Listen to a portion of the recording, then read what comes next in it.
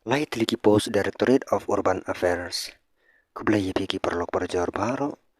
Dia akan ke video ngadonnya ke panamara aspi ha kabaya dia barki post ki balai. Ka Government of Meghalaya Directorate of Urban Affairs Meghalaya Shillong Lum Shillong Building Secretariat Hill Shillong Nyau Khandai Lai Not Way. Katkum kan notification bala permi ha ka karbai tarik panai Desember arjar pusan dengan pulih ya kad advertisement. Applications are invited from candidates who are citizens of India for appointment to the under-mentioned posts on contractual basis, initially for a period of 12 months. Age limit as per Government of Meghalaya rules.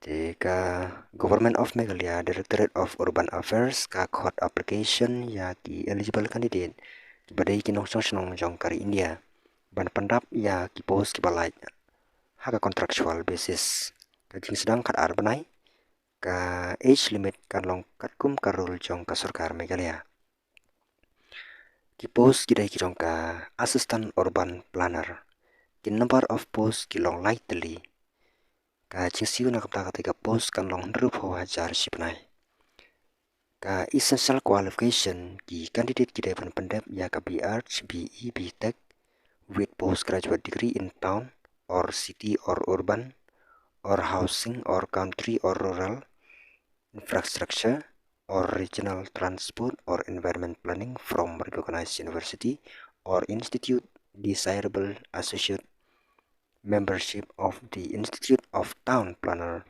India. Kita ki kerdan pulih ki bagi candidate ki hapan pendap man apply ya ketika post. Place of posting ka jaka ka bagi depan yok ban tray ha kono ka district headquarter jong ka Meghalaya kila ban transfer ha kono ko por pat ha kono ko jaka katkum ka jing don kam ki no apply ki depan submit ya ki application form ha ka office website kata ha ka http://makeurban.gov.in Bat kala sedet ban submit ya ki application form kan long ha ka khatsan terik panai Januari arajar arpun reo Bagi kandidat ki dewan sirok ya ki dokumen berokhoit nang tale atas submit ya ki dokumen rengkat bar ka application form.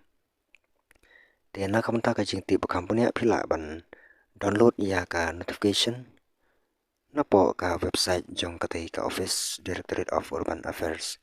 Tetang kamta perlok ngen si kendupan na ka wipat ka video kublai sibun.